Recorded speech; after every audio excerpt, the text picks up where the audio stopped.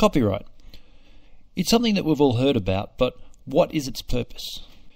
Originally created in England in 1710, it was intended to act as an incentive for the continued creation of new and interesting works. But it was thought that these should not be locked away forever, so after a maximum of 28 years, works would enter the public domain, meaning they could be freely used by others. However, we have since seen a gradual extension in the time it takes for this to happen.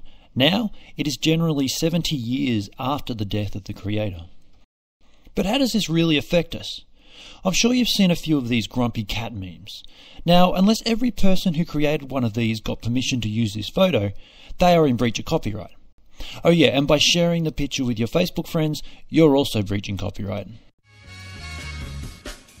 But what about a broader example? The Amen break was recorded in 1969. It has been sampled thousands of times and is central to the creation of several new genres of music. Every time this drum break has been sampled, it is also a breach of copyright. Had the owners decided to act upon this copyright, then the world may well have missed out on these new and unique creations. The thing is that we've now entered an age where everything has become digitised. We've gone from CDs to MP3s, and you can download movies and watch them on your laptop.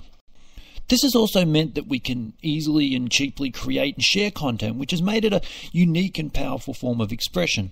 So if you're disappointed with the poor performance of a sporting team, or if you're annoyed that a restaurant removed a menu item, you can easily create, say, a downfall parody to express this. And the thing is that creating in this way is nothing new. We've always been using old creations to make new creations. For example, Ray Charles took traditional gospel songs and mashed them with R&B to make soul, and Disney took public domain stories like Pinocchio and made them into movies, which, by the way, are still locked behind copyright. The difference is that now, with content being digitised, everyone is able to do this. You don't need a $3 million budget or a multinational distribution deal. You can just do it on your laptop and upload it to the internet. So, if the point of copyright is to encourage creation, why does copyright restrict us from creating? Why should it take over 70 years for us to be able to use art, to make art? Creating in this way is how we create. If it wasn't for the sampling of the Amen break, then we would be missing a broad array of songs and musical styles. If it wasn't for public domain content, then Disney would not have been able to build upon the classic story of Pinocchio. But instead, over the past 150 years, rather than encourage this, copyright law has taken the direction of inhibiting and criminalising it.